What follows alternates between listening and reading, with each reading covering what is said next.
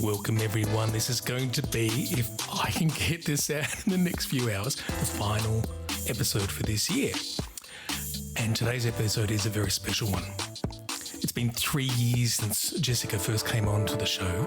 So much life has happened in that time for her, for me, well, for many of you, I'm sure, as all just navigating neurodivergence and being adults. So we're going to be sitting down again just to catch up, compare notes, reflect on what it actually feels like to be 6 years plus post-diagnosis. There's always something, isn't there? We talk about what's changed, what hasn't, how mental health looked before we had that language of ADHD, and how it looks now that we understand our brains with a bit more clarity and compassion. Jessica shares lots of updates on her journey. We both explore what it's been like to move away from seeing autism and ADHD or neurodivergence as problems to be fixed and towards a more sort of neutral, affirming understanding of ourselves. Now, we also spend some time on some deeper stuff, and that I just want to give a quick warning that there will be a very brief mention of sexual assault, and I just want to let you know that.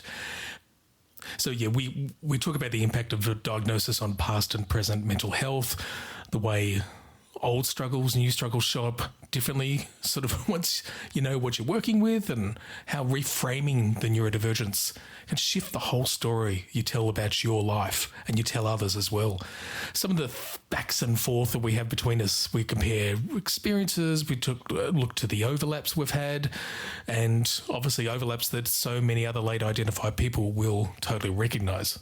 So it's an honest, as we always do, a grounded conversation about growth, self-knowledge, and the ongoing work of living in a brain that doesn't always play by the rules, but they're totally ours and we love them.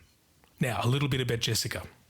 Jessica Horner is a proudly ADHD and disabled woman whose work sits at the intersection of disability and systems change. Until recently, she was a policy advisor with People with Disability Australia and is also a former ABC journalist and ABC regional storyteller scholar. Ooh. Her long-form feature, A Rich New Lens, was nominated for a Media Diversity Australia Award by the Walkley Foundation in 2023.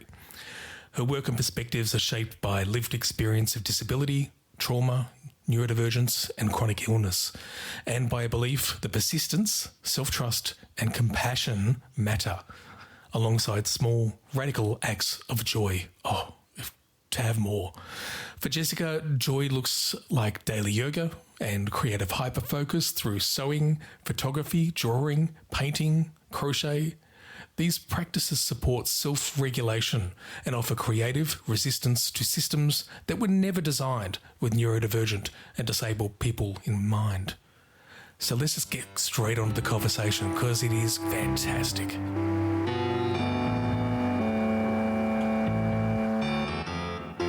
So do you know, I'm going to start talking straight away like this is actually the start of the podcast now.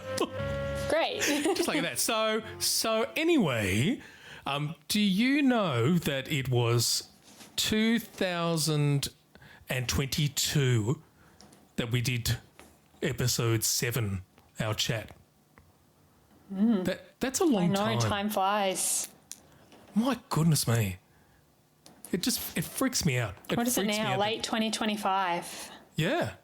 So it's actually, it was in November 2022 as well. So we're going to talk about dyscalculia, but I can't even, I'm that bad that I can't even work out how many years that is because I don't know whether to count the first one. 3 years, I think. Don't quote me. See, the way I do it sometimes is either I go 2022, 2023, 2024, 2025. Is that 4 years or is it 3 years? I don't know. We apologise for the delay. There's been a technical issue. In the meantime, please feel free to have your complimentary cookies and the moist towelettes to wipe your face upon finishing. All our agents are presently busy. Please hold. Are we back? An agent will Okay. be with you shortly. So we were talking about maths anyway. And how many years it's been, yeah. What did you say? Did you say it's 3 or 4 years? Three years, because I don't count the first year because it was at the end of the year. No, I did the same thing when I was first thinking. I was like, oh, it's 4 years ago. And then I went, no, it's only 3 years ago. But still, a lot's happened in 3 years. A lot. And what about this Walkley Foundation Media Diversity Australia Award? Why? That feels like a while ago. That was 2023, so that was a while ago now. How many? No, I'm very proud of that. I feel like at the time and even now, it was a really big achievement. It was a really nice piece of recognition. I did just about go into shock when I was nominated. My dad found it hilarious because he was standing next to me when I got the email, and I literally burst into tears. But it was a great night. It was a great chance to just sort of see what other people are like in the industry, but also see how much of an impact that sort of work has and who's paying attention as much as anything. And I think at the time I was the first person, as far as I'm aware, don't quote me on this, but one of the first people, at least, there's been people since, that was a person with disability nominated for that award. So I was really proud of that. Yeah, I know that since then at least one other person with a disability, 2 other people with disability have been nominated, but at that stage I don't think there was anybody. I might be wrong there, but even if it was other people, there wasn't a lot of representation of the disability community in that award. Wow. Okay. So when they say disability articles, but not people with lived experience of disability. Interesting. Well, yeah, I got to attend one of those. Andy actually got a Walkley, and when he was a journalist, and that was it was fun to be sort of involved in and watch his face. Yeah. I remember when they were calling out my section, I was so nervous, and I found out later that I don't know exact numbers, but I was told it was quite a close call and that I was definitely in the running. I mean, I was in the top 3 regardless. So regardless of what happened, I was pretty proud just to be there. I mean, I was up against 2 teams of 15-year seasoned journalists, and I just started out. So I felt like just to be in the room was such a cool experience. See, I wouldn't be able to help myself. I'd put on a really angry face and start complaining to the person next to me. Just so it looked like I was really annoyed. I think I was too nervous, to be honest. But my anxiety was too high that particular night. But it was still really, really cool to be there. It was one of those moments where it was a little bit of a pinch me moment. My mum actually said when we got there, as I didn't finish university at that stage, I hadn't anyway, and I'd always been disappointed about that. And she says, see, and I'd been talking about it a few days beforehand, she's like, see, if you go to uni, they hand you a piece of paper and say, here, go do something. Look, you actually did something. So I thought that was an interesting way of framing it, but it gave me a good giggle at the time. Oh, that's great.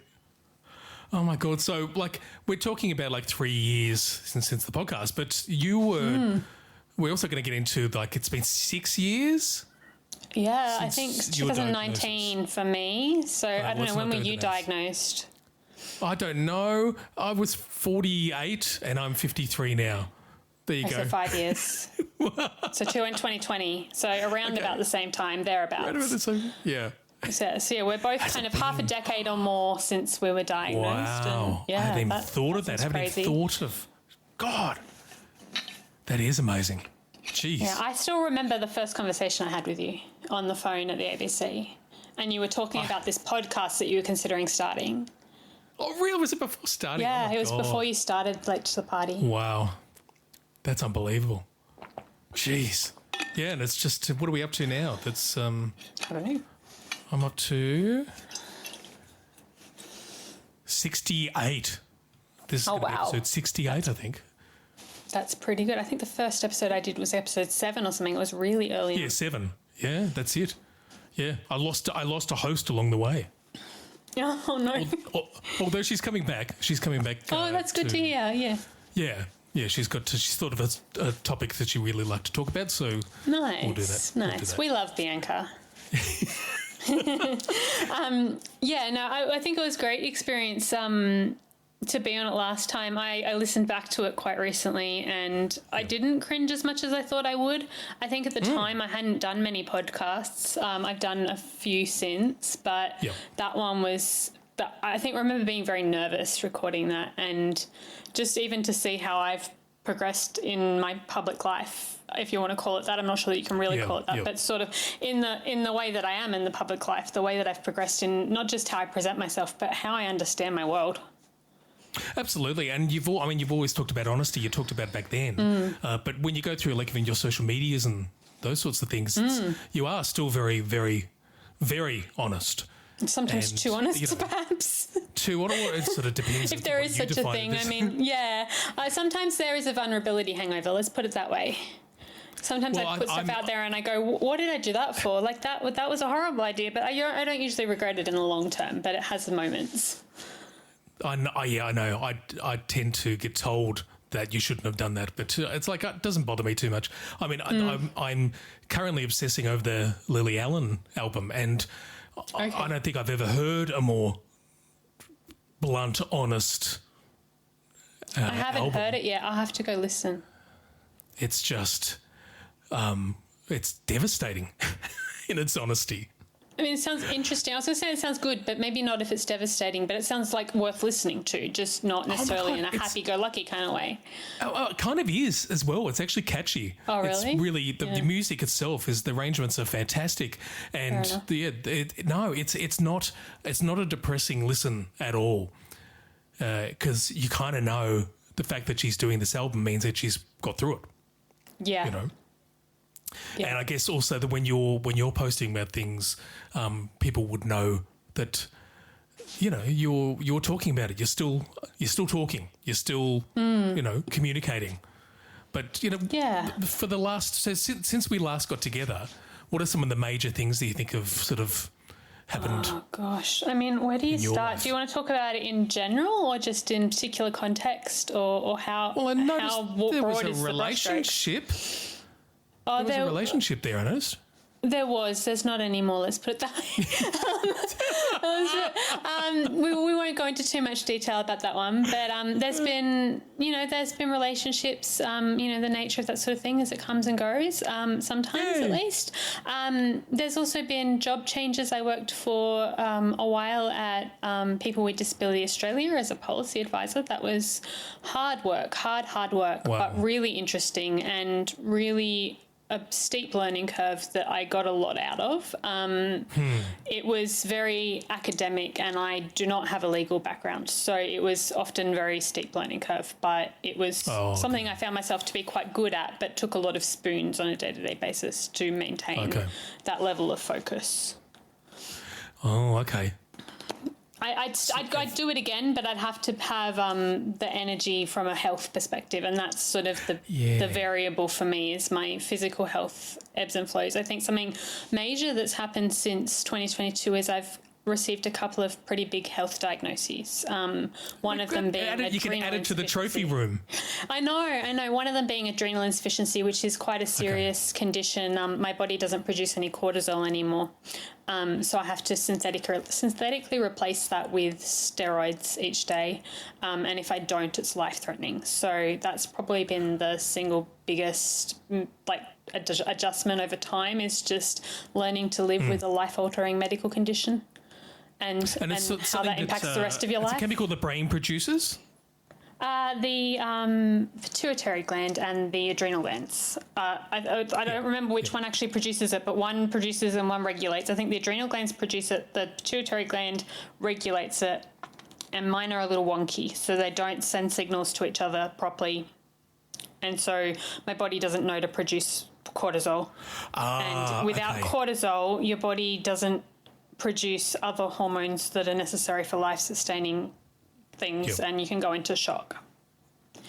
And you can also have other problems like heart failure and stuff like that. So it can be quite serious, but for the most part, I've been lucky in that it hasn't been too debilitating, but it's still, like any chronic illness, has a toll that it takes over time.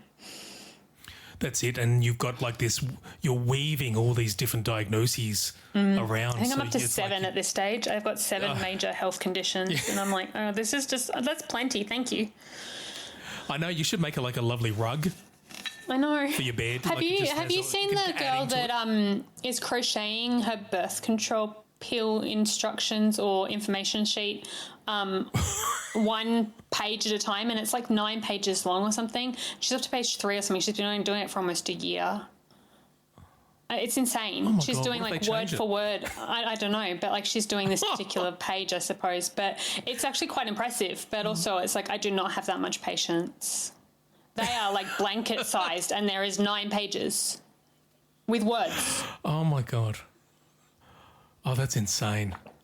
Well, so you've got these new sort of diagnoses which have sort of added to this what's the word? Like, I don't know, what do they call them? Quilting blankets, maybe? I like tapestry. Some a little bit older. A tapestry. That's what I was trying to think of. Yeah. Thank you. Tapestry. So the tapestry has been added to. You've got 6 years of a diagnosis, which was, I suppose, was the biggest thing. You know, one of the 2 biggest things I think that you were going through, and you're still going through one of them.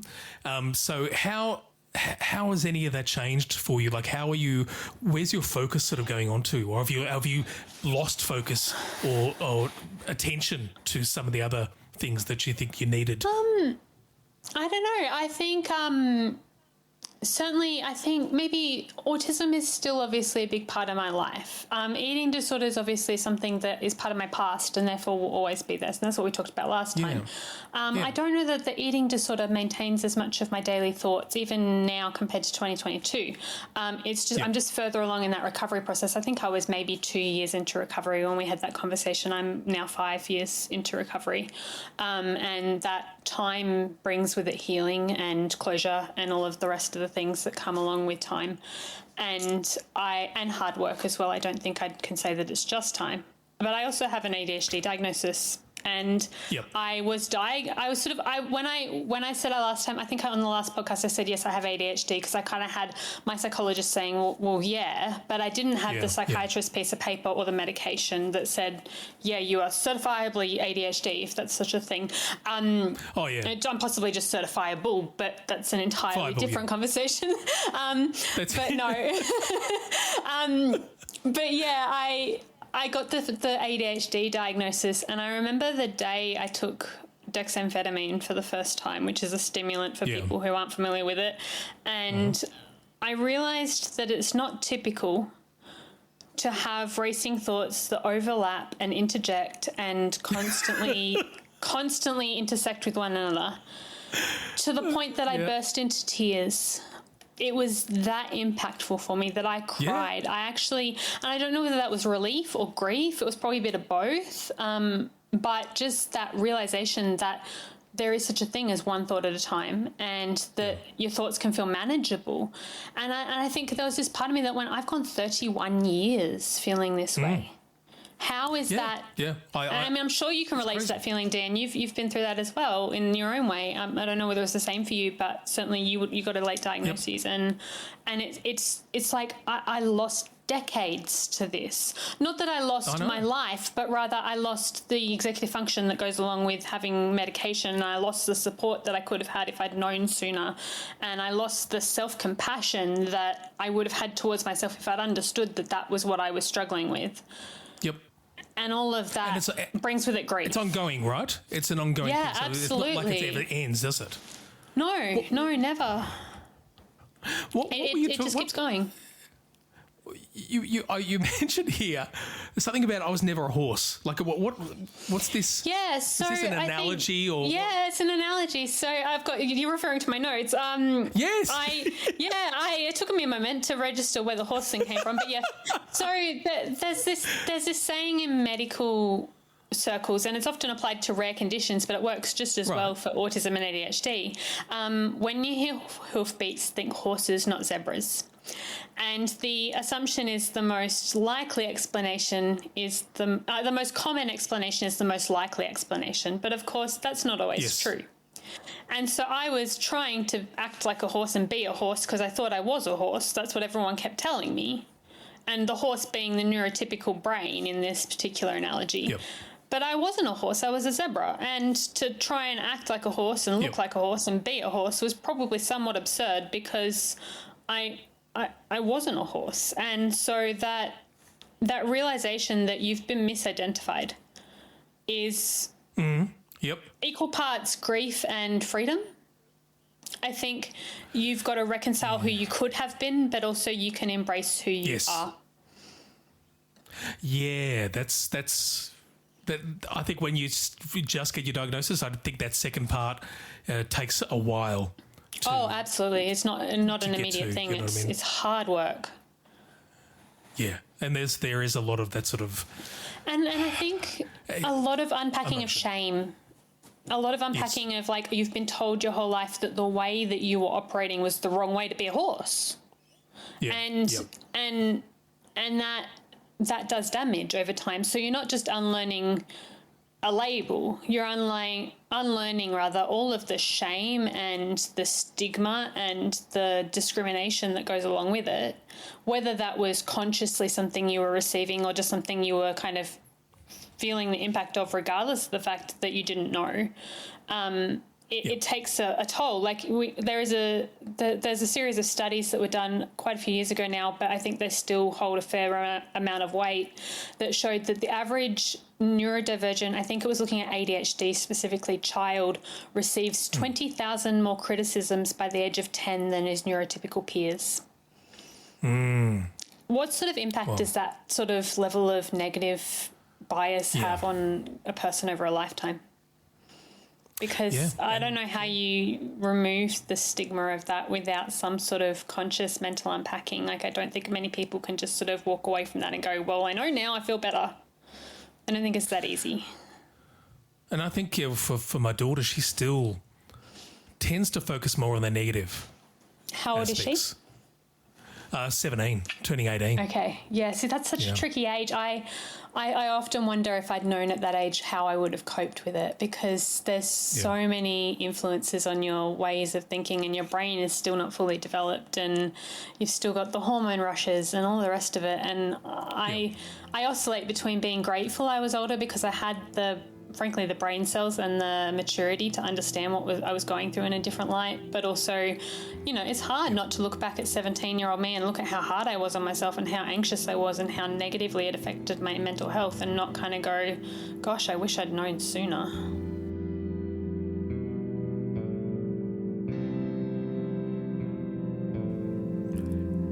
Hello to my wonderful party poopers.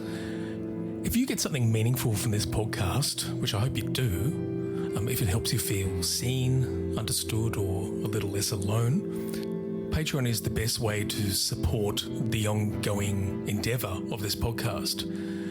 I'm not backed by a network or a corporation, no advertisers telling me what is going to be a safe thing to talk about or talking to me what's going to be marketable.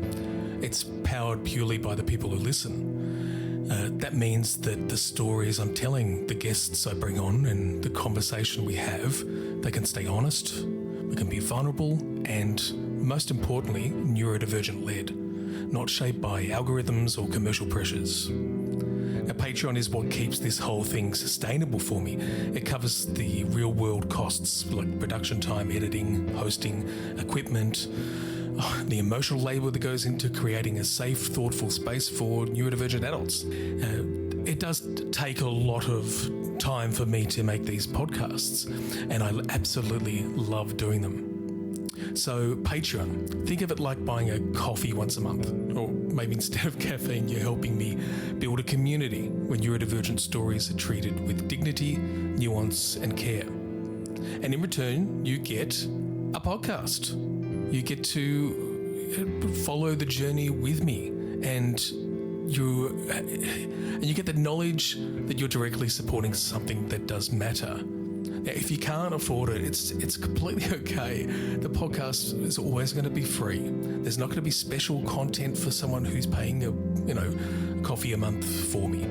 But if you can support it, even just a couple of dollars makes a huge difference for me. It means I get to keep making this work without any compromising and without the need to chase sponsors and, they're not going to understand the sorts of things we're doing. They never will. So Patreon helps keeps the podcast independent, it helps keeps it sustainable, and it keeps it ours. It keeps it among the party poopers alone. So if you are in the position to be able to help, just help me with the costs of this ongoing podcast. All you need to go is to patreon.com and look up Late to the Party Autism Podcast, or patreon.com/Late to the Party Autism Podcast. Thank you so much.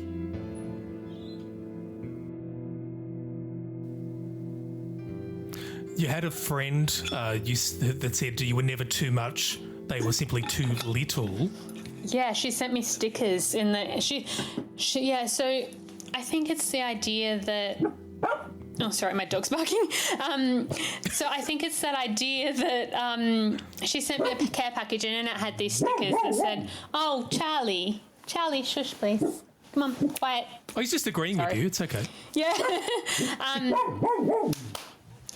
See? Charlie, sorry, it's very distracting. Charlie, either bark or go away, please. Just don't grumble in the corner. Oh my goodness. Off you go. Oh, and now there's two of them. Whoa. Baxter's bark is much Have you ever higher tried pitched. to do a little bark back at them? Have you tried to go? Yeah, sometimes I do, and they look at me like I'm really strange. And it's like, well, I'm just doing what you're doing. Anyway, sorry about that. My sensory overload was not really coping with that one. Yeah. Stickers. So I got a care package from a good friend in Florida, and they sent me these stickers and they said, "You were never too much, they were simply too little." And I think it's that idea that I refuse to apologize for who I am. Too much is very much a label.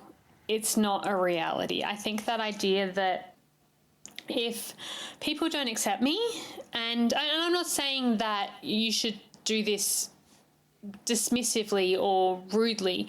Of course, you need to be respectful and dignified towards people. But, for example, I am someone who could be described as passionate, kind, articulate, capable, dramatic at times, perhaps creative, all sorts of, there's so many words you could use to create me, and so many of them could be equated in some contexts as too much. And increasingly my attitude is, if that is going to be how people view me, there's the door.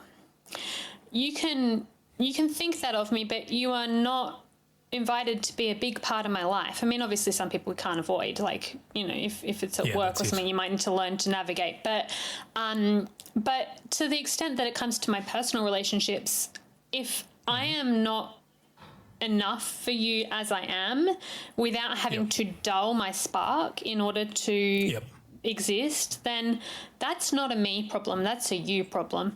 And of course that means you've still got to treat each other with compassion, dignity, respect, all of that. But if you're doing those things, then really you're not going to be everyone's cup of tea, and that's okay. And I think maybe that's something that comes with age. I don't know. I mean, I like to think by my mid-30s I'm starting to become older and just that little bit wiser than I was in my teens. But for so many years, for much of my life, and even now to this day when I'm activated or overstimulated, my first thought is I'm too much, I'm too intense. And so unlearning that narrative has been such a huge journey. Yeah, okay. I think, I have had that before, but as a personality, I'm not big. I'm not a big personality as such. You don't think so? I would have said you're quite outgoing and exuberant, but I don't know you much outside of media context, so that's interesting to say that. Yeah. Yeah. I know. I haven't seen you as much in the day-to-day, yeah. I guess at one time when I had dinner with you in Melbourne, it was a little bit less, like you were less outgoing in your presentation. Yeah. Yeah, it's been the most interesting thing to observe, watching myself, and it's been interesting to see that once I start to sort of become a bit more aware of myself and the unmasking, all those things. I mean, a little bit of me. has to be honest and say, I'm probably a little bit more boring. Yeah. I'm not. Yeah. I don't know that I'm as deep as... I probably think just as deeply in real life, but I don't articulate myself as clearly in real life and as precisely as I do when I'm on air. Because usually when I'm on air, I've had at least some chance to, if not prepare, at least think about what I'm going to say. I'm less filtered in real life. Yeah, and I always keep going back to the idea that these are skill sets we've got. And so when we're talking about, it's even a skill to be able to sort of back off and know when to be quiet and when you need to be quiet. And that's a good thing to be able to acknowledge as well. So all these things to me are just life skill sets that we should try and utilise when we need to. Yeah, exactly. And also I think the flip side of that is if for whatever reason there's some things you can't do, that's okay too. Like, you don't have to inherently modify who you are and mask to be an acceptable human being, despite what society tells us. It's not actually a requirement to mask. It is often the safest thing to do, and therefore it is a privilege to not mask. I'm not saying that it's easy to not mask or even safe to not mask, but like... It's not something that should be required of you at the very least. It's not something that should be demanded of you. You should be allowed to be your most authentic self, and people should love and accept you for that, because that's something everybody deserves. And you shouldn't have to filter yourself or tone yourself down just to be accepted. And I think that's been a hard one battle for me to understand that about myself. Now... I've been thinking about zebras again. Sorry. Sure. So zebras can copulate with horses, but it never works out quite the way they would want it to be, because the result of that is an animal that cannot then breed. Now, if we're trying to use that analogy, do you think it's a good idea for a zebra to marry a horse? Oh, I mean, I don't know. I do know a couple of Have you gone out with some horses? Not really. I think everyone I've dated's been neurodivergent looking back. Whether they knew that or not was debatable. Yeah. But I don't think I've dated many people that aren't neurodivergent. But I think generally speaking, it can be harder. It doesn't mean it can't work, but I think personally the thing that makes me laugh is if I move away from romantic context, I look at my friend group, and I was one of the first diagnosed, but all of us are neurodivergent, whether we knew it or not. Like I won't say who, but I had someone that I've known for about a decade recently come to me and say, oh yeah, by the way, I got diagnosed autistic last year. I'm like, of course you did. Of course you did, because that just shouldn't surprise me at all. For some reason it did surprise me a little bit, but only because I hadn't thought of it already. I was that makes perfect sense. Did it? Yeah. I think I was more surprised that it hadn't occurred to me to think that they were autistic already. Because obviously, looking at it now, I'm like, well, yeah, duh. Obviously. Yeah. But I just, the thing was that they'd known for a relatively short period of time, but they'd known it about themselves for a while, I suppose, before they got an assessment. But I find it funny watching all of my friends get diagnosed and making new friends. I went to an art social event in my hometown recently, and I watched all of the neurodivergent folk migrate from the loud end of the bar to the quiet end of the bar with the good lighting, and all kind of cluster. There was about 9 of us all standing there having not so small talks while everyone else did the small talk thing at the other end of the bar, and I just chuckled. I was just like, yep, that seems about right, because we just migrate to each other. I don't know, it's like magnets. I don't know how it works, but it was pretty funny. We just attract like elements. Oh, yeah. Yeah, totally do. Absolutely. Even in my street, that's happened. I've had a get together with some dads, and it was just like, well, that's pretty obvious. Yeah. Or you meet someone who hasn't figured it out yet, and you go, yeah, they've got an interesting journey ahead of them. That'll be interesting to watch how that unfolds. You don't want to say anything because that's their journey, but it can often be easy to spot once you know what you're looking for. Yes, but you see, as I talk a bit, if they know I'm doing this podcast, I feel like I get a little bit of leeway there, and then I can actually talk about those sorts of things with them. Yes. Yes, definitely. Now, going on the sort of a bit more of an extreme topic, which is meltdowns. Yes. Do horses have meltdowns? And how, I don't know. I'm really zebras? Not that informed on horses, to be honest, or zebras, for that matter. I like zebras are prettier than horses. Let's put it that way. But that doesn't say much about life. I know. I know. I'm just being overly literal in my response because I'm tired. But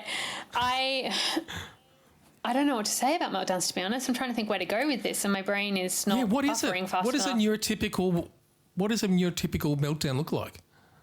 I don't know. I don't have many people who are neurotypical in my life to really make that particular assessment based on. Since I spoke to you last, my whole family is some flavour of neurodivergent or another. So I'm I'm going like, where are the neurotypical people I'm comparing myself to here? You know, I think it is. No wonder they thought I was normal. That's right.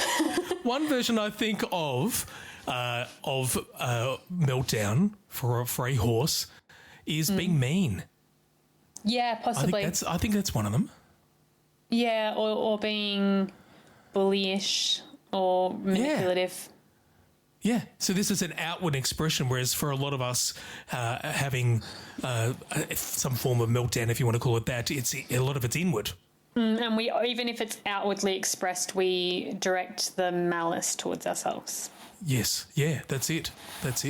How have you been going for that time? For meltdowns, my meltdowns have changed a lot in the last couple of years. This is going to lead into another topic that we've got down the track, but I think I'll just go there, and if you want to rein me in, you can.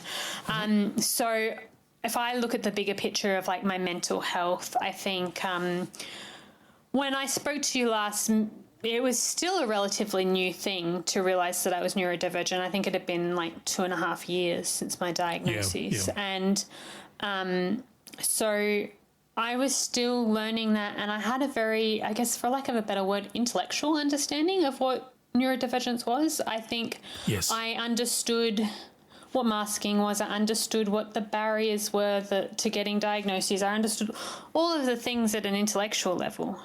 Mm-hmm. But I didn't know how to embody that. And by embody, I mean as a sensory thing, as an emotional thing, as a physiological concept.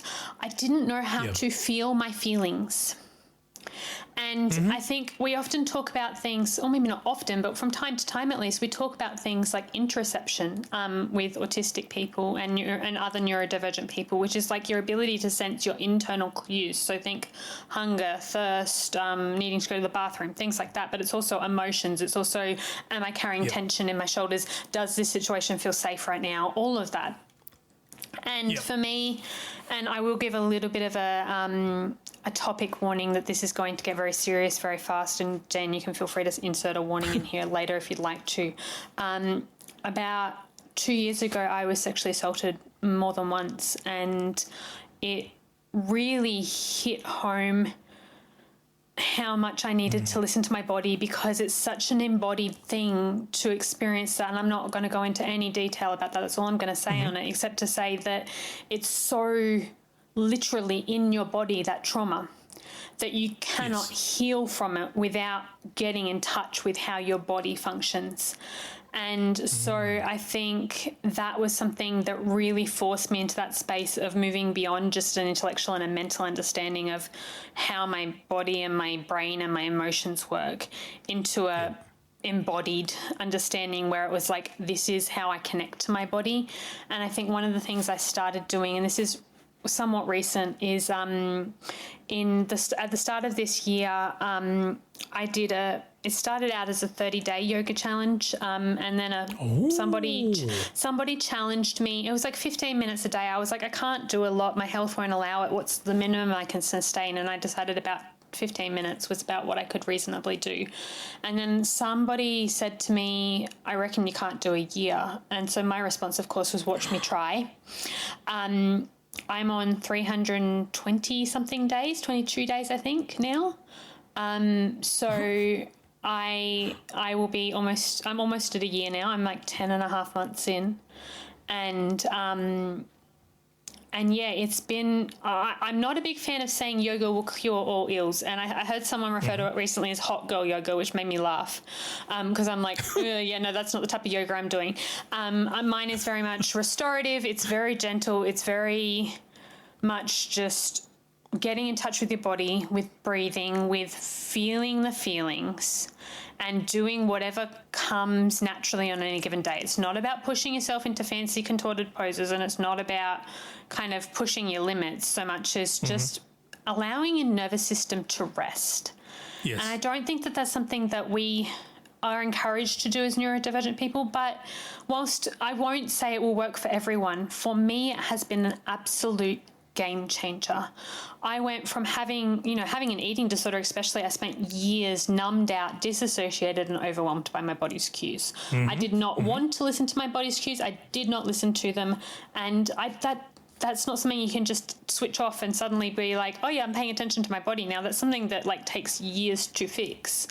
And now I things like, I have been on pain medication for chronic health issues for years. And again, they were very real. They were not in my head, but I had no ability to calm my nervous system enough to start weaning medications and trying other strategies to manage those conditions.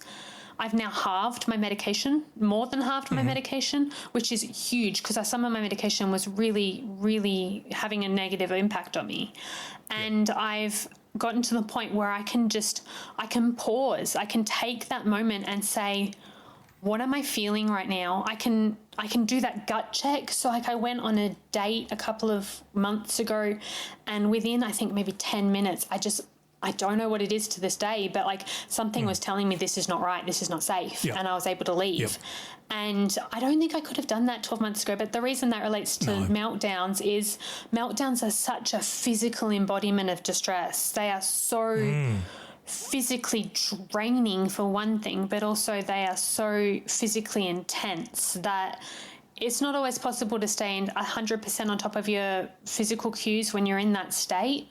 But sometimes just knowing what you can do to reduce the sensation and reduce the intensity even by 5% can be the difference between everything spilling over and everything staying manageable, not necessarily contained, but manageable. And I had, sorry, you go. I didn't mean to cut you off. I was just going to add one thing. Well, you're gone.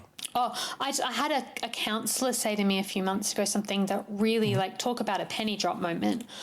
She said to me, no one ever outthought a distressed state. Healing has to happen in your body. Yeah. Yep. And that was like, oh my God, I never thought about it that way. But no one's ever thought their way out of a distressed state before. That makes perfect sense. But until she said that, it didn't really click to me why the physical stuff was so powerful and the somatic stuff was so powerful. I think there are forms of being able to do that, certain methods of being able to talk yourself, to ask yourself questions. But not in that moment of distress. Right, you know what I mean? Like in that moment of absolute distress, like your amygdala is running the show, not your logical brain. And that's when no amount of thinking will help. This comes back to proprioception to me, and just how big a deal it is for neurodivergent people who often... I certainly feel it. And it's that sort of internal awareness of where your body is in space. So, I mean, how perfect is yoga for creating that sense of understanding where you are? Well, even what stimming does and spinning and all these things are a form of your brain and your body trying to make sense of the space you're in. And yoga does that. And it's also doing it, if you're doing it on a daily basis, you're developing all these amazing, habits that have such an important effect of you. And I think if you're going through, tell me if I'm wrong, but if you're going through a serious kind of meltdown or whatever you want to call it. Yeah, PTSD as well in my case. Doing some yoga moves? Could you do some yoga moves at that particular time to help center yourself? Sometimes it can even just be as simple as knowing how to take a deep, full breath and just feel where the tension is in your body. Sometimes it doesn't. I mean, yes, the movement is fantastic, and certainly as someone who used to be a dancer for many, many years, I really love the yoga because it is embodied and it is physical. When I stim, even when I'm not dysregulated, I use my arms. Like even now I'm talking with my hands. So that full body involvement and that movement is really soothing to my body. But I think as well, there's just little things like just grounding your feet into the ground and pushing down on the ground and feeling your feet on the ground, or feeling your heartbeat, or taking a deep breath, or noticing where the tension is in your shoulders, or, you know, any of those things is grounding and it's stabilizing. And sometimes what we need as neurodivergent people is not huge shifts and not huge like paradigm shifts. It's just that little bit of a push in the direction of regulation that allows us to get out of that immediate fight or flight state. Because that's, at the end of the day, I have both PTSD and I'm autistic, and I mean, I can tell the difference between a PTSD episode and autism meltdown based on what started it, but the physiological sensation of it is quite similar. I don't know that there's a huge difference between having an activated nervous system from a meltdown and having an activated nervous system from a PTSD trigger. In terms of like what your body is thinking, it's going, there's danger, run. If I can't run, freeze or shut down or fawn. So if you can get out of that state and into an even semi-regulated state, you don't have to be 100% regulated. And I think that's unrealistic to say to someone who's got any sort of neurodivergence that they can be 100% regulated in a moment of distress. But sometimes just getting out of that unsafe space is really important, because it allows us to take that moment to go, what do I need right now? What do I need to be okay right now? And also, I have to say, as a woman who has experienced sexual assault, it allows me to check my safety in that moment, because something I would do is, when I was really struggling with my mental health, is have meltdowns in really unsafe contexts. And that wasn't my fault. I wasn't doing it on purpose, but it would terrify my family because I would completely lose control, and I would be in public environments where anything could happen. And I think the worst case scenario for me was really traumatic because it involved the police and chemical restraints, but it doesn't have to be that bad for things to be really devastating and have a real long-term impact on your mental health. And so of course it doesn't matter whether you're in a safe environment or not. You need to be able to be aware of that. I mean, it does matter if you're in that safe environment, but you need to be able to check that. And if you're completely checked out in a fight or flight response, you can't manage those things. So even just from a personal safety perspective, putting aside the dysregulation of neurodivergent meltdown itself, it's so important to have those skills. And like you were saying earlier, they're skills. They're not inherent traits. Like the traits of meltdown are not a moral failing, but also they are kind of inherent to neurodivergent. To be neurodivergent is to have the extremes and the polarities of mood. And that can be unfortunate at times and unpleasant, to say the least. But the management of it is largely skills that you can build over time. Yoga might not be the strategy for everyone. There are different approaches, but I would say that I think, and there's an increasing body of evidence in literature to support this way of thinking, is that there needs to be more somatic or body-based work in neurodivergent affirming practice. I think one of the big disservices done to neurodivergent folk is we're pushed into programs like cognitive behavioural therapy, which may work for some, but for many is invalidating and essentially gaslighting, because it's like I got told for years I had social anxiety, but social anxiety by definition is distortions and cognitive loops that tell you that you should have anxiety when you don't have a reason to. I had anxiety because I had a very good body of evidence to show that if I behaved a particular way, I experienced negative consequences. So yes, I was still anxious, and yes, that was still a problem in that it was negatively impacting my mental health, but it wasn't a disorder. It was actually a perfectly reasonable response to a particular stimuli. So cognitive strategies don't always suit neurodivergent brains for that and other reasons. And having a different methodology that doesn't require that level of cognitive awareness in the moment, which we don't have when we're in meltdown, but also just doesn't require us to think in a neurotypical way, because the body doesn't make the differentiation of neurotypical and neurodivergent in the same way at a somatic level as it does at an intellectual level, because fight, flight, freeze, fawn is much the same for everyone. It allows us to have more managing and coping strategies, and that can only be a good thing over time. Absolutely, and in currently in sort of at least the Western cultures, there's a bit of a moment happening right now because of what's been going on with Epstein and all that stuff, and it seems to be a bit of a zeitgeist moment for women to be able to sort of acknowledge these things and actually voice them. And it's something I haven't finally starting to listen. Yeah, sorry to cut you off there. It's something I haven't talked about a lot, my experiences with sexual violence and sexual assault, but it's not something that I shy away from. It's more something that I hold gently because it's such a delicate topic, and I don't want to speak about it in a way that triggers other people. Yeah, and I'm not trained to talk about it in detail, so at the moment I won't. That doesn't mean that won't change in the future. And it is something of a vulnerability hangover. Like, I think what I've said today, I don't think will be so much of a problem, but certainly I've written about it at least once before where I kind of went, I don't regret that in the long term, but at the time I went, what did I do that for? Like, it was intense, and you've got to be ready. Like, you do not owe, and I'm going to say this for the audience as much as anything, you do not owe anyone an explanation for your trauma. No. No one, not a doctor, not a therapist, no one. Doesn't mean those things can't be beneficial to share with safe people, and I do emphasize the word safe there. But you don't owe an explanation to anybody for your trauma. Your trauma is yours. You absolutely deserve support, and you should get support. And if you're not, you deserve people who will advocate for you to get that support. But you do not owe strangers or the random person that you met on a date or the random person asking questions or your family member or anybody else an explanation of your trauma. All that is going to do, if you're not ready for it, is re-traumatize. It is something that you share if and when and only you feel ready. Well, what does it mean to share to yourself? And I feel like that's something we are pushed to do sometimes. I don't know, not share for yourself. Sorry, I misspoke. No. So I mean, from the perspective of sharing, to be a bit acknowledging it yourself as well.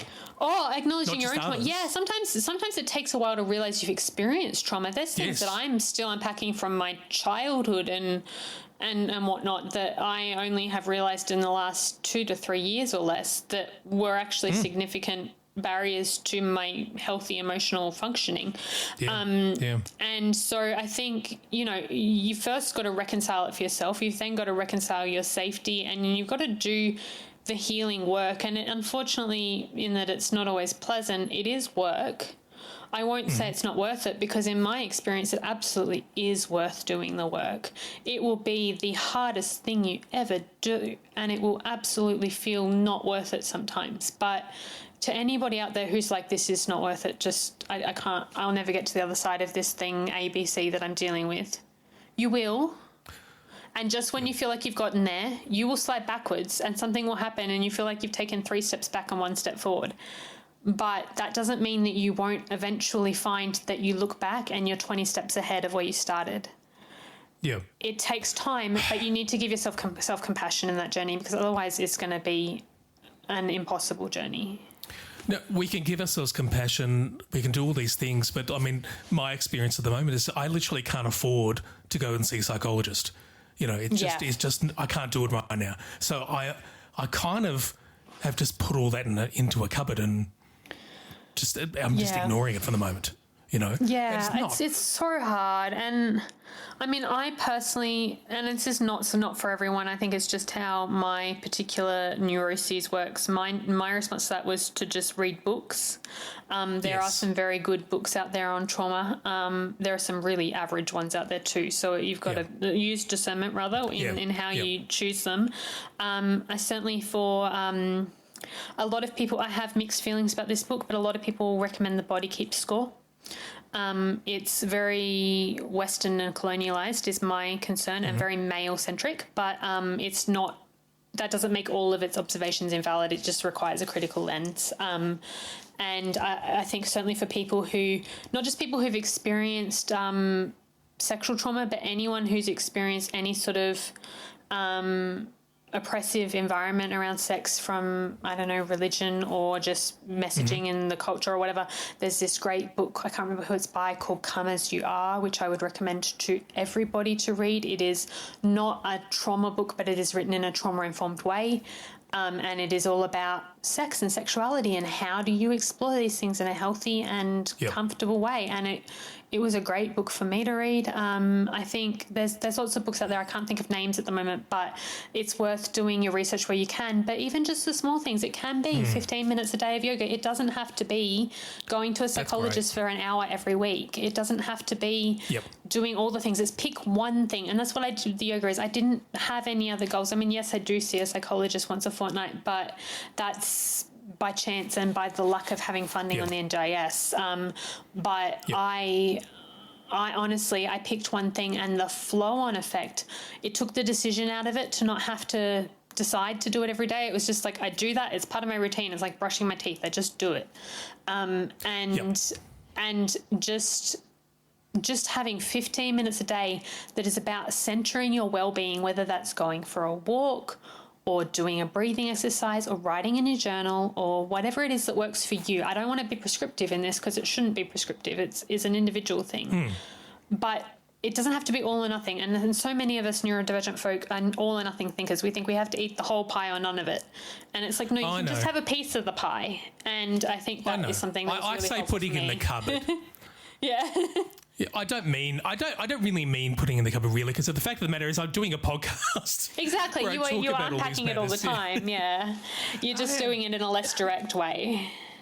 Exactly, not the most ideal way. And there's going to be a lot of people out there who, I mean, they're waiting years just to get a bloody diagnosis, let alone anything else. And can I just say that it's a privilege? Like, it's a privilege to get therapy. Like, it's not a personal failing if you can't afford therapy.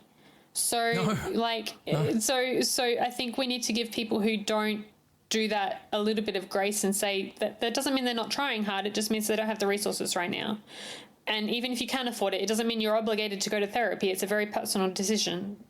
So I think, there is more than one way to skin a cat is my point there. It's interesting because you talk about the sort of reframing autism and ADHD, and where you're talking about too sensitive, no, what about accurate in interoceptive data, difficult, no, misunderstood. So we could do that with this as well. Absolutely. We can reframe the way that we're thinking about this. Oh, well, I can't do this, so I won't do anything. And you can change that and reframe it to say, well, what I can do is this. Yeah. Exactly, I want to do yoga, and I did it once, and then I also about 6 months before that I'd got an app which I had paid for, didn't use it, did the yoga once, stopped doing it. Yeah, and I did that. I did that a dozen times before I stuck to it. I don't know what I did right this time. I think it was sheer stubbornness, and I think actually it was the person who told me you can't do it for a year that I was like, watch me try. I'm so stubborn, and if someone tells me I can't do something, then that is like a trigger in my brain that says must prove them wrong. And I don't know whether that's a good thing or a bad thing, but it sometimes serves me well. I mean, I've literally not said the F word or the C word my whole life because of my stubbornness. I don't want to give those words to my friends because I know they'll win. Yeah, fair enough. Yeah, that's the length I can go. So I need someone to actually tell me. So you just need someone to tell you that, you should never eat chocolate again, and you should exercise 5 times a week, and you should, do all of the things that are supposedly good for you. I'm not saying these things are good for you, but supposedly. And then you'll be the perfect human because you'll be so stubbornly determined to prove them wrong that you'll do all the things you weren't able to do before. I don't know that would work in the bigger picture, but it's worth a try. Just one thing. Like I said, just one thing's enough. Yeah, exactly. I want to get to the point where I can do yoga and not fart from the strain. Because I did that. I went to a group one at a community house, and I couldn't do it because either you heard the fart or you sensed there was a fart or you knew that someone had farted, and it was too much. It was too much. Yeah, I don't do classes, so I don't have that problem. But like, I just do it in my bedroom, and there's just my dogs, and my dogs already have old man farts, so it can't really be any worse than that. So there we go. That's a message to everyone out there. Fart away. Yeah, exactly. Just do it in private. Maybe warn your spouse if you have one.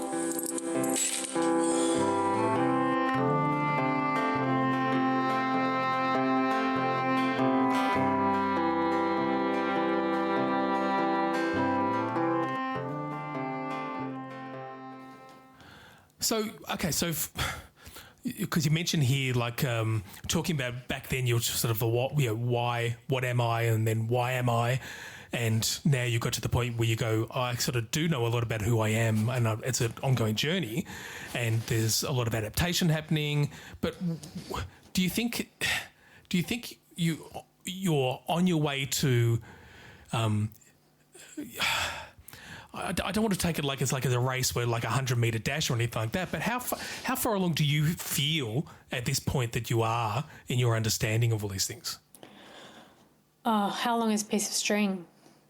I don't know. I think every time I think I've figured it out, something happens that changes the game a little bit.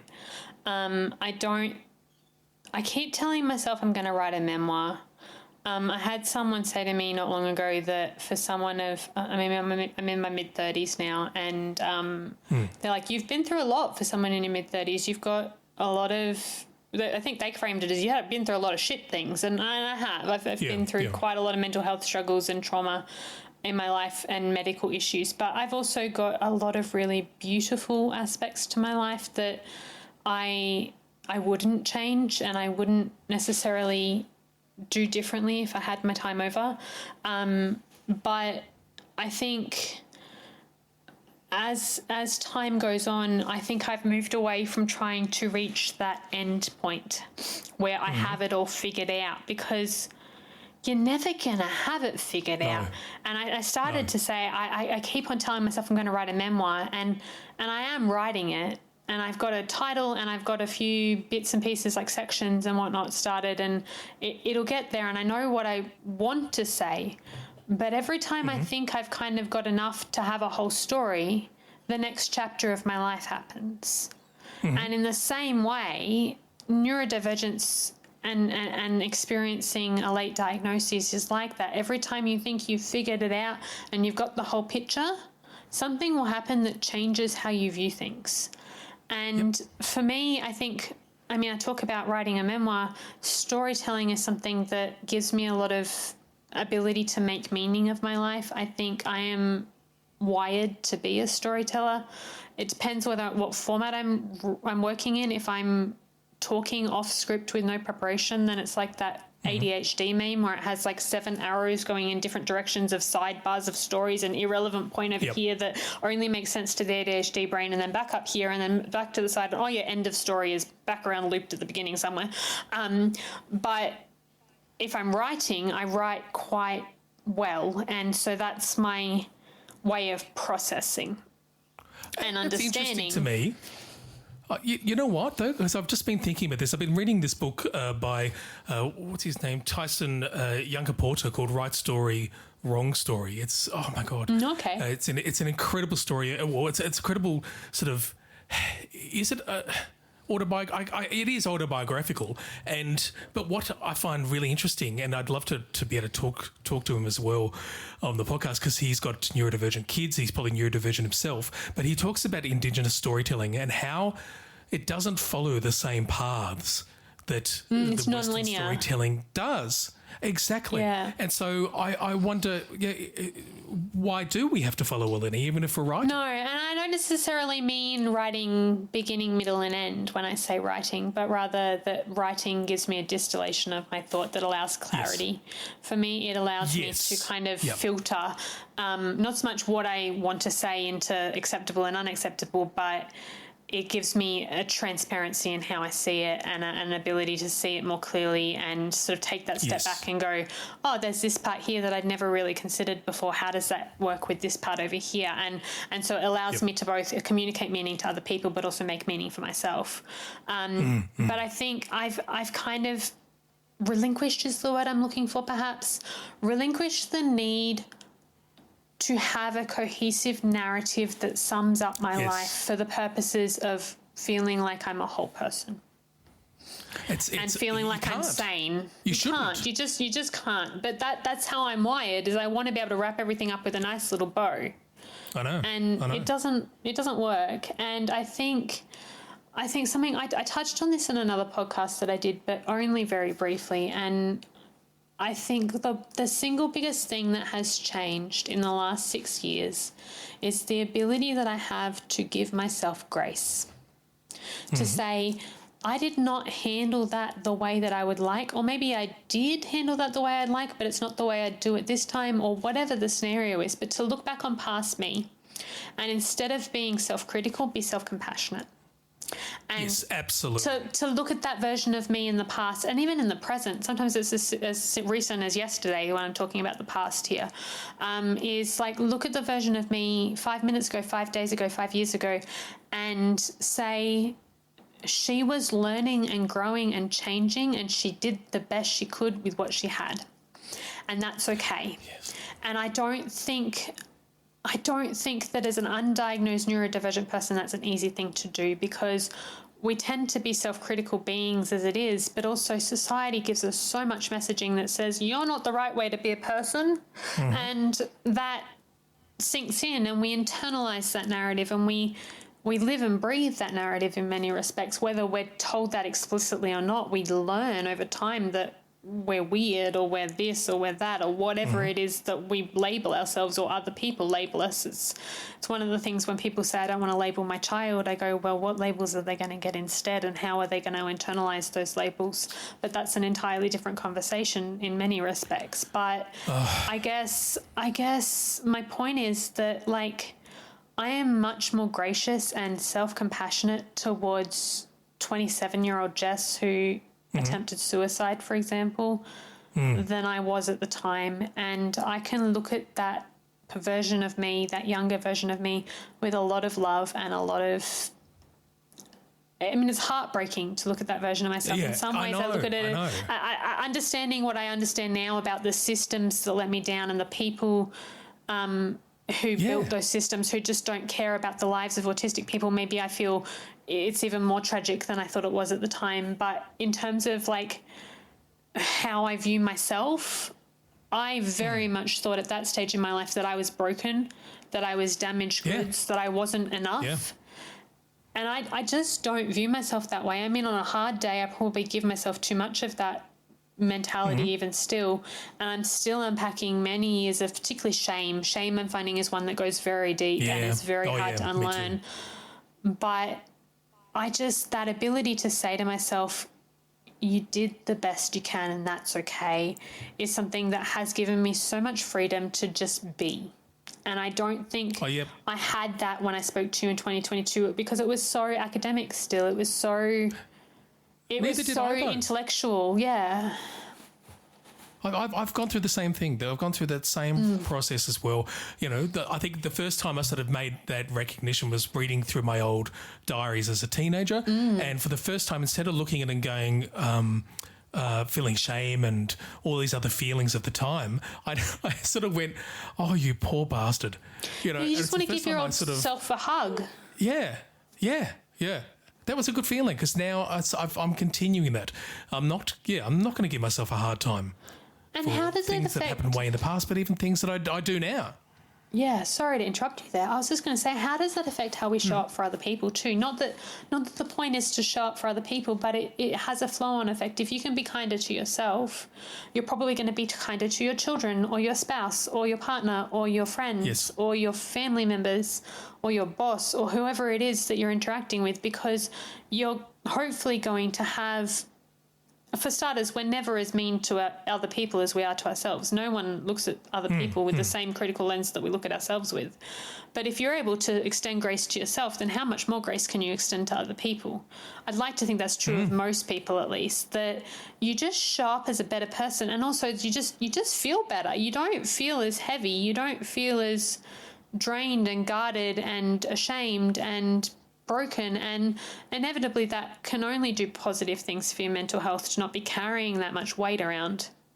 And so I think that's probably the thing that has changed for me even in the last 3 years, is just not necessarily that I'm sure I've changed, and I'm sure that I'm a very different version of myself. I was told by a family member recently that I'm less masked than I used to be, and that sometimes that's actually more difficult. And when they said that, they said that in the context of not saying, oh, you're more difficult than you used to be, but rather they find it an adjustment because they're not used to me being less masked and being my authentic self.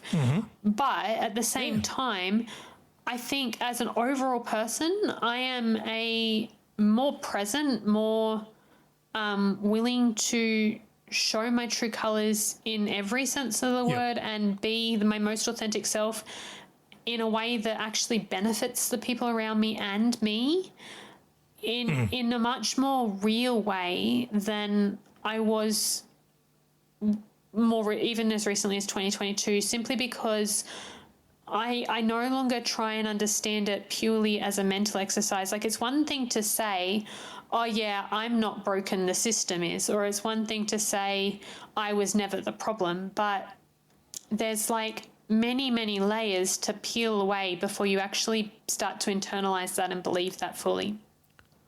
Yeah. I wrote a piece of writing recently, and the last line of it was, and maybe one day soon I will start believing it too. And that mentality of like, I need to believe it for myself, not just say it out loud. You say it enough times, though, and it does. It integrates. It really does. Exactly, yeah. It totally works. And the word grace, bizarrely, is something that has been popping up in my head for years. And it probably is born from the fact that my family used to sing that song, Amazing Grace. Amazing Grace, all the time. It was just that signature song that everyone would sing. But I still utilise that word, and I don't add any sort of religious connotations, because I don't think the word has to have any of that associations to it. But it's a word I do associate to others, as well as trying to do that to myself, about myself. Yes, and it's perhaps revolutionary in a world that always tells us to do more. Yeah. It's not using that word grace, but I think something I saw I think it was on a protest sign recently, but I'd heard it before, but I still think it's a great quote. It says, what was it? Joy in the face of persecution is a radical act. And to be able to give yourself grace is to allow joy back into your life, and to allow joy back into your life, even if people keep on saying you're not what I want you to be, is radical. And so to give yourself grace in the same vein is a radical act. And all of these things are not things that society encourages, but they are very rewarding things to do. Yep. But I would also say that, like, give yourself time if you're not there yet. For anyone listening who's going, I can't do that, I'm just not there.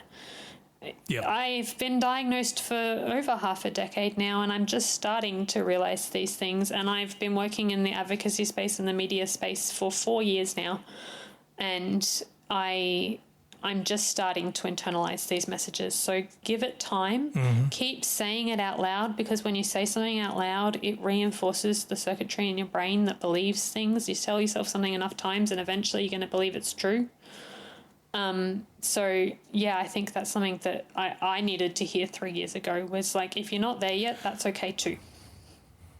I keep thinking about my daughter. I keep thinking, I'd love to make a T-shirt about this, but it would cost way too much to get all these words onto a T-shirt. Yeah. So I have to figure out a way. Very small print. A couple of sentences, just a couple of sentences, or maybe like a card. You know when you open the birthday cards and the music starts. Maybe I can make a T-shirt for Eloise, where every time she puts her arms up, there's a little speaker in her armpit on the T-shirt that starts giving her all these sort of positive affirmations. She'll think you're like the most lame dad, but eventually she'll appreciate it. When she's like 30 or something, she'll be like, actually, that was kind of cool. I know, but she's going to be listening to this whether she likes it or not, because I just think I'm really been trying to communicate this idea to her a lot.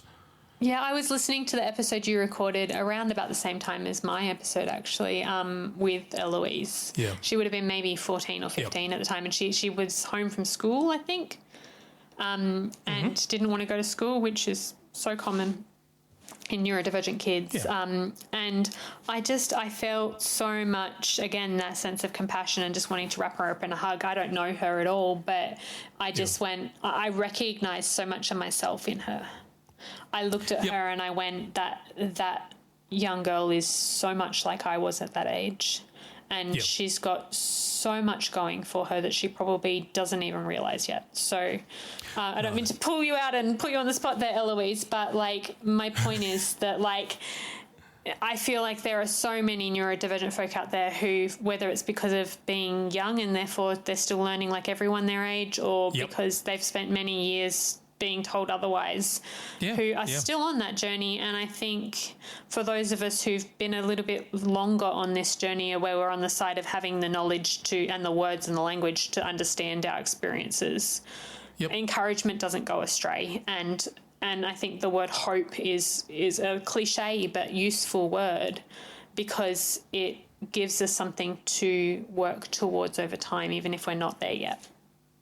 Hey, and I'm okay, and I'm going to be okay. Exactly. Even if things aren't okay.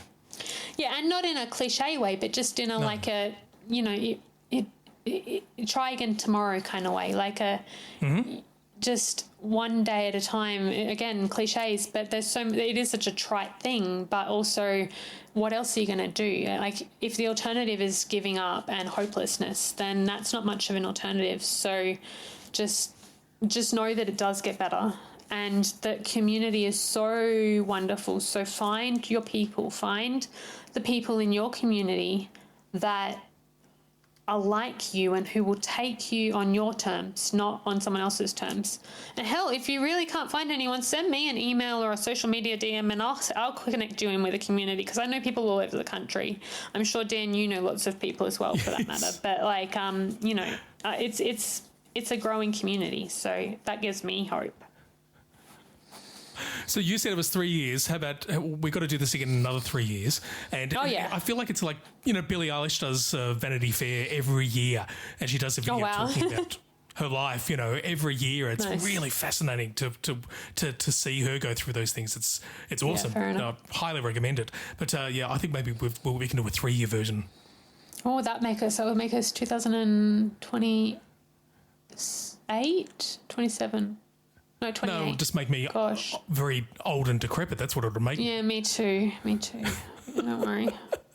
I have to say, I sat on the floor with my laptop the other day and I was like, I may do yoga, but, like, I should not be allowed to sit on the floor anymore because my joints did not like that when I went to get up again.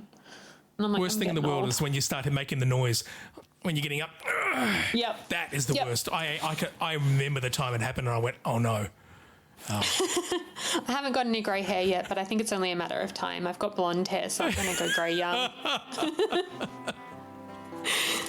I say that in my mid-30s, but my family members all started to sort of have the slight silvery kind of tone in their late 30s, so I give it a few years. Happened to me. Happened to me in the beard. That's why I've dyed it. Yeah. Sick of it. Yeah. Thanks so much for this. This was really cool. No worries. It's been really nice. Sorry to get all sentimental there at the end, but I think sometimes it bears saying. So, you know. It does. I will say it and I will shout it and I will die on that hill that there is always hope. There is. Thank you so much. But yeah, thank you so much, Dan. It was great to chat. I'll talk to you again in 3 years, if not before.